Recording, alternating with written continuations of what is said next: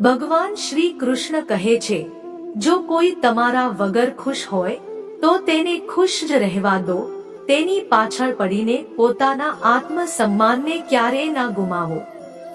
સચ્ચાઈ હંમેશા ખામોશ રહેનાર વ્યક્તિની અંદર જ મળે છે. જૂઠું બોલવા વાળા તો હંમેશા શોર મચાવે છે.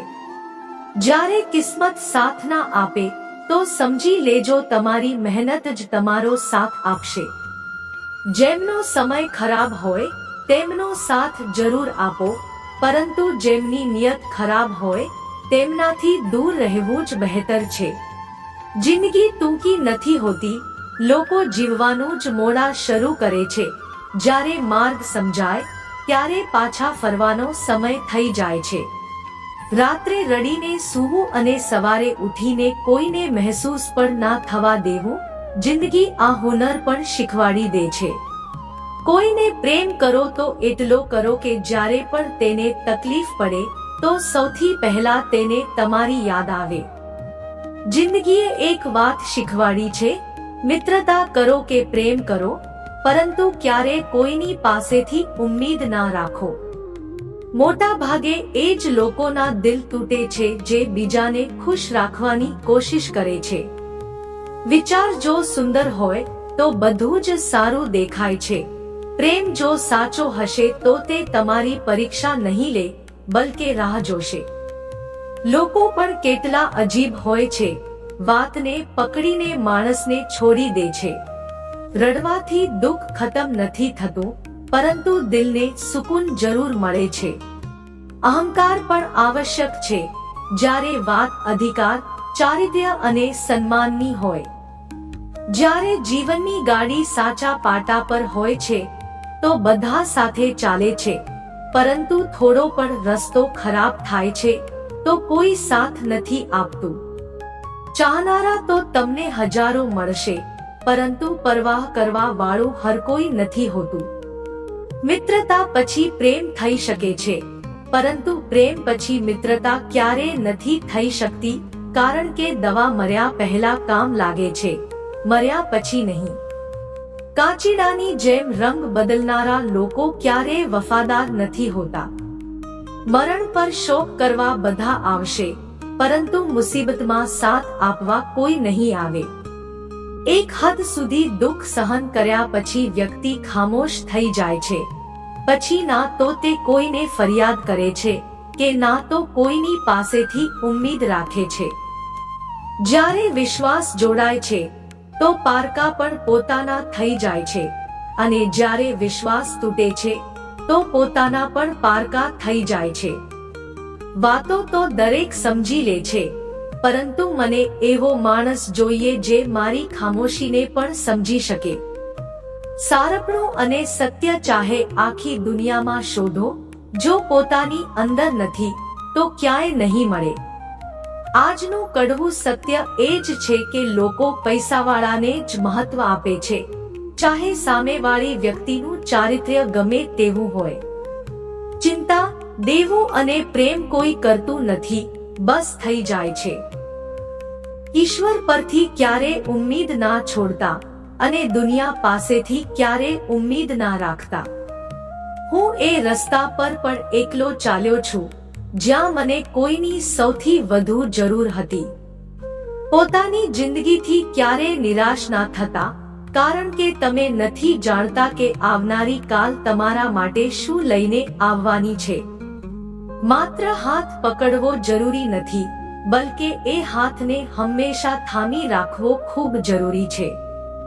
તમે પોતાની જિંદગીમાં દરેકને એટલી જ જગ્યા આપો જેટલી તે તમને આપે છે, નહીતર કાં તો તમે પોતે રડશો, નહીતર તે તમને રડાવશે. તમાશો લોકો નહીં, આપણે પોતે બનાવીએ છીએ પોતાની જિંદગીનો, દરેકને પોતાની કમજોરીઓ જણાવીને. દરેક ઈચ્છે છે કે બધા તેના વખાણ કરે, પરંતુ આ ઈચ્છા અંતિમ સંસ્કાર વાળા દિવસે જ પૂરી થાય છે.